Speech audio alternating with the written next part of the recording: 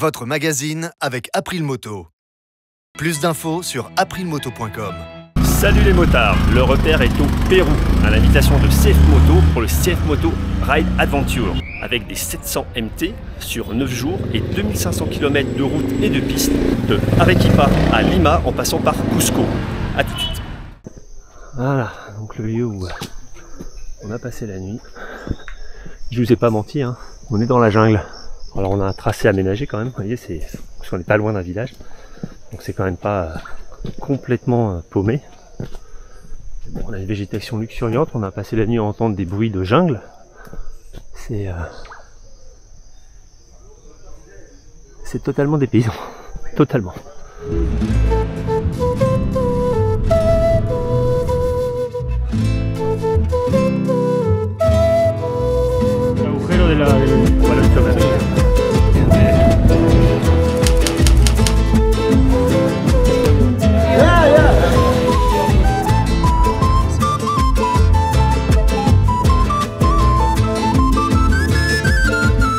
Nouveau départ pour le jour 4 avec aujourd'hui 280 km entre Quinchemil, où nous avons donc passé la nuit, en direction de Cusco. Ça, je pense que ça parle à la plupart d'entre vous, au moins à peu près géographiquement.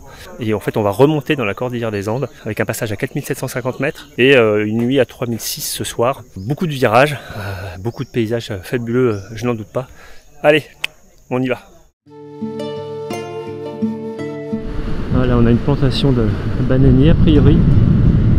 Et une route en parfait état, ici, donc des routes très plaisantes, en termes purement motocyclistes.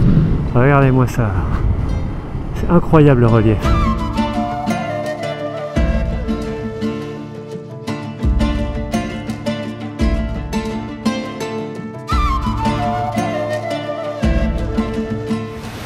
Alors ce que vous voyez derrière moi, c'est un torrent issu des glaciers beaucoup plus haut qu'on va rejoindre certainement. Voilà, on voit bien de toute façon l'eau est grise, donc c'est typique de ces eaux de fonte.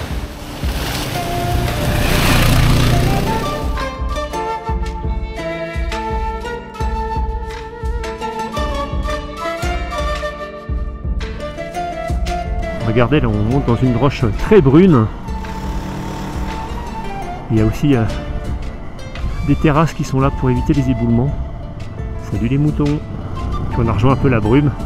On a encore une nouvelle atmosphère.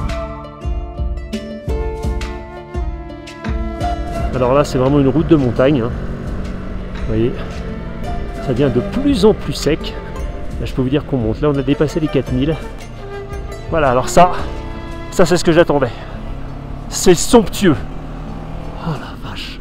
Regardez-moi ça.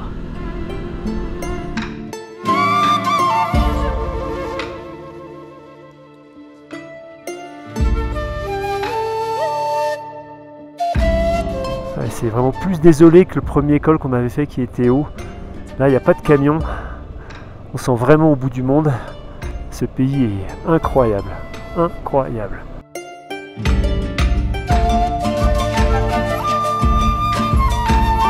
Alors, je peux vous dire qu'on a des véhicules qui ne sont pas du tout Euro 5. Je ne sais pas si vous voyez la pollution. À nouveau, un village en contrebas des montagnes. Beaucoup de réparateurs de cycles.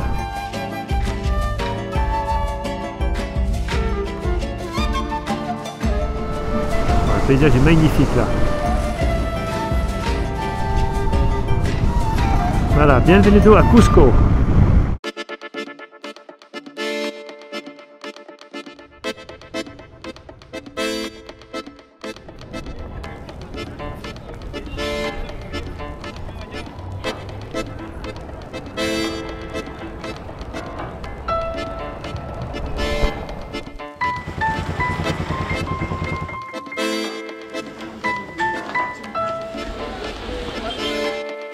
Bon alors, si je me suis bien repéré, je suis sur la place d'Armes.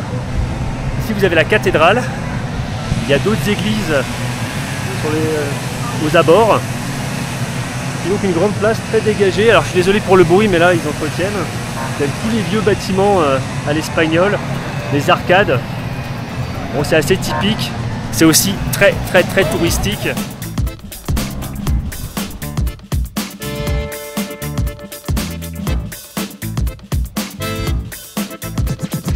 que j'aime beaucoup, c'est les collines qui entourent Cusco.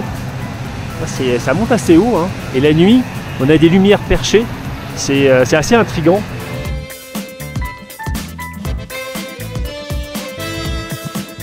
Toutes les maisons qu'on a vues plus bas, en fait, toute la partie supérieure est bâtie sur l'ancienne cité Inca. Donc il y a des pierres qui soutiennent en fait le bâtiment, la base des bâtiments. Sur certaines maisons, en fait c'est de l'époque Inca. Donc c'est quand même assez impressionnant. Il y a des coins de rues, d'ailleurs, de toutes petites ruelles. On a des très gros blocs qui sont parfaitement surfacés pour prendre les autres pierres les unes sur les autres. Et on ne peut pas passer une feuille de papier. Enfin, ça fait partie des choses impressionnantes de la ville de Cusco. Bon, après l'agitation de la place d'Armes, là, cette petite ruelle, ça fait du bien. Bon, évidemment, c'est que des petites échoppes pour touristes. Hein. Ah il y a même... Thank you. C'est un peu dur en fait quand on vit des choses authentiques dans ce pays et qu'on se retrouve après sur des choses très touristiques. C'est difficile. Il y a le Machu Picchu qui est pas loin, on n'ira pas. C'est pas prévu. Et je pense que ça va quelque part pas me manquer parce que c'est l'équivalent de la Tour Eiffel chez nous et il y a énormément de monde apparemment. C'est très compliqué d'y avoir accès. Donc je pense qu'il y a tellement d'autres choses à voir naturelles, plus simple que c'est pas très grave. Voilà, alors j'ai trouvé un petit vrai café où on peut avoir du vrai café du Pérou. Parce que pour le moment c'était de l'instantané et je suis un amateur de café. Donc forcément, le café soluble là. Enfin du vrai café, hein, Monsieur Mellerin. Ouais, enfin un vrai café, parce que c'est marrant, parce que c'est un pays de café, normalement. Ouais, tout à fait. Ouais. Et en fait, ils le font jamais au percolateur, ils le font toujours à l'américaine. Ouais, c'est bizarre. Et voilà, donc on est prêt à grimper des étages malgré l'altitude pour boire de vrais cafés. C'est vrai qu'ils le font soluble la plupart du temps, ce qui est très bizarre. Bon, enfin là, on va se régaler. Alors, ce qui est appréciable à Cusco, c'est qu'il y a pas mal de parcs comme ça. Ah d'ailleurs, regardez. Quoi, ça sert un parc calme, ça sert à ce que tout le monde puisse se reposer. N'est-ce pas le chien? Et voilà une moto de la police nationale locale. Là, on reste des motards. Hein. Non, c'est une Honda.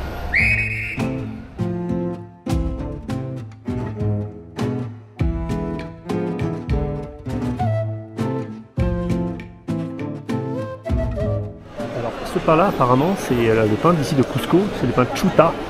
C'est fait avec des épices, cannelle et c'est légèrement sucré.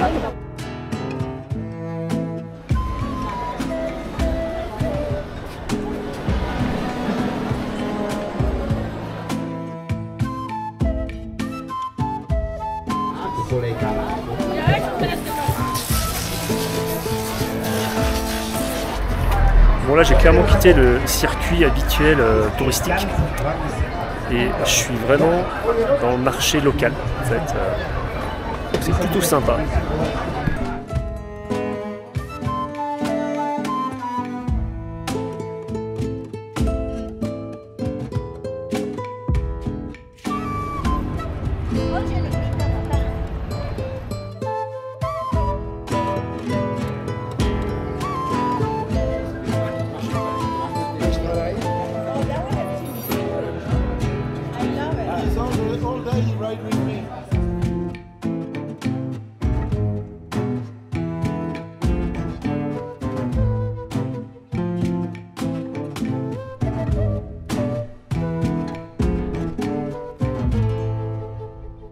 Salut les motards, début du jour 6, nous sommes toujours à Cusco que nous allons quitter ce matin. Donc.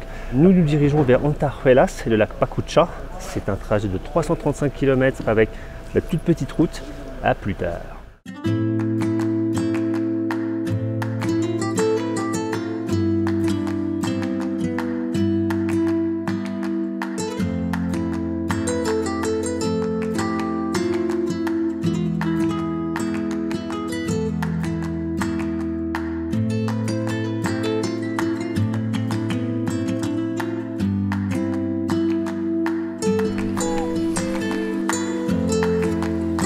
Alors on s'est trouvé une petite guinguette gargote en bord de route, juste avant un superbe pont On peut voir l'ancienne passerelle qui datait apparemment de 1935.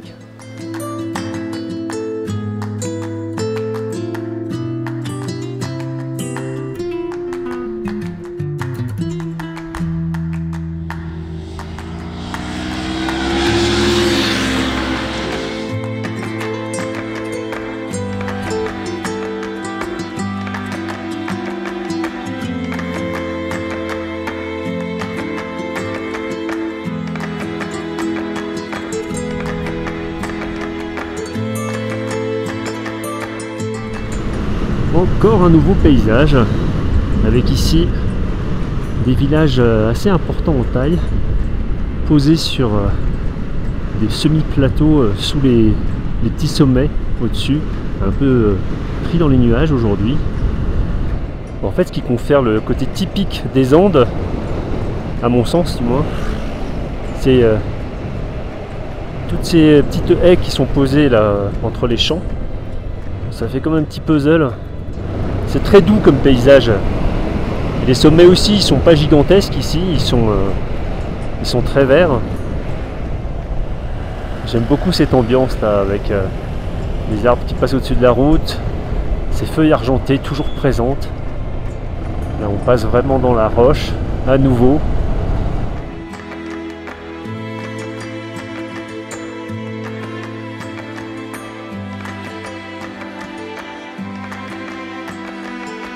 C'est un nouveau contraste encore qu'on a ici.